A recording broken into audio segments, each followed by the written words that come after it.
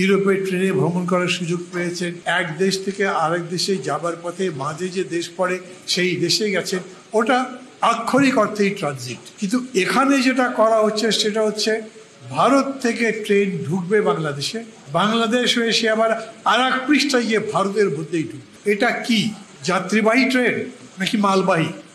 সেই মালের মধ্যে কি কি মাল থাকতে পারে? কেবল আলু, পটল, পেঁয়াজ, মরিচ, নাকি গোলাগুলি জিনিসপত্র থাকবে? কোনো গ্যারান্টি নাই। আমাদের কাছে ভয়ের বিষয়, আমরা জানি যে ইতিমধ্যেই বাংলাদেশকে কেন্দ্র করে এবং এই সাউথ ইস্ট এশিয়াকে কেন্দ্র করে ভারত আর চীনের মধ্যে একটা বিরাট রকম প্রতিযোগিতা আছে। বলতে পারেন ভূ রাজনৈতিক প্রতিযোগিতার মধ্যেই তারা যুক্ত আছে এবং এই নিয়ে তাদের মধ্যে বিভিন্ন জায়গাতে কয়েকবার যুদ্ধ হয়েছে। বঙ্গোপসাগরের উপরে মিয়ানমারের অংশ আছে, ভারতের অংশ স্বীকৃত হয়েছে, আমরা মামলা করে জিতেছি, ভারতের অংশ আছে। ভারতের সঙ্গে যৌথ যখন চুক্তি করতে যাচ্ছি, মনে করে দেখেন ওই বঙ্গোপসাগরের মধ্যে চীনের দুটো সাবমেরিন আছে এবং এই সাবমেরিন দুটোই হচ্ছে রিমোট কন্ট্রোল, ওটা বেজিং থেকে কন্ট্রোল করা যায়। এই নিয়ে তখনই ভারত আপত্তি করেছিল এবং ভারত বলেছিল তাই যদি হয় তাহলে তোমার সীমান্তে, সমুদ্র সীমান্তে আমাকে রাডার বসাতে দিতে হবে এবং সেই রাডার বসেছে। আমি আবারও তাদের একটা প্রতিযোগিতার মধ্যে, তাদের দ্বৈরথের মধ্যে পড়ে গেলাম না? ভারতের সঙ্গে আমাদের যে যৌথ আণবিক শক্তির পরীক্ষা নিরীক্ষা, এটা আমাদের দেশের অভ্যন্তরের সিকিউরিটির প্রবলেম। এমনকি আমরা যে যৌথ স্যাটেলাইট বলছি, সেই স্যাটেলাইটের প্রবলেম। আমেরিকার স্যাটেলাইট বসিয়ে ভারতের ভেতরে কী কী হয় তা জানতে পারে। Satellite is that powerful. এটা এত উঁচুতে থাকে, সমস্ত নিচেরটা একদম পই পই করে চিনতে পারে। স্যাটেলাইটের এই যে যৌথ পরিকল্পনা করছেন, সেটা আমাদেরকে আমাদের সেনাবাহিনীর অভ্যন্তরে ঘরের মধ্যে পর্যন্ত পৌঁছে দেবে, যাতে আমরা তাদের কাছে একেবারেই দুর্বল থাকবো।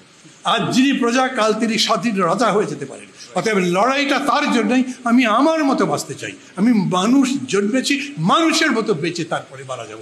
আমার উপরে কেউ প্রভুত্ব করবে, আমার ঘাড়ের উপরে কেউ পা তুলে চলবে, সেইটা আমি চাই না। প্রধানমন্ত্রী কি নির্ভেজাল লোক, কত নিরীহ। আমি তো কিছু করিনি, আমি তো গোটা বাতিলই করে দিয়েছিলাম। এখন আদালত সেটা ফিরিয়ে এনেছে, আবার আদালতের কাছে দিচ্ছি, দেখি আদালত কি করে। এই সরকার থাকতে জিনিসের দাম কমবে না, দুর্নীতি কমবে না, মানুষের জীবনের নিরাপত্তা নেই, সড়কে নিরাপত্তা হবে না। এই সরকার থাকতে খুন যখন বাড়বে, এই সরকার থাকতে খালেদা জিয়ার মুক্তি হবে না, চিকিৎসার ব্যবস্থা হবে না। এই সরকার থাকা অবস্থায় কোটা প্রথারও কোনো সমাধান হবে না। এই সরকারটা সব দিক থেকে এত বড় জালিম, এর বিরুদ্ধে লড়াই করতে হবে একসাথে, একত্রে সিদ্ধান্ত নিয়ে। পুতুপুতু করতে পারবেন না, দুই পা এগিয়ে গিয়ে আবার তিন পা পেছাবেন, এই কাজ করতে পারবেন না।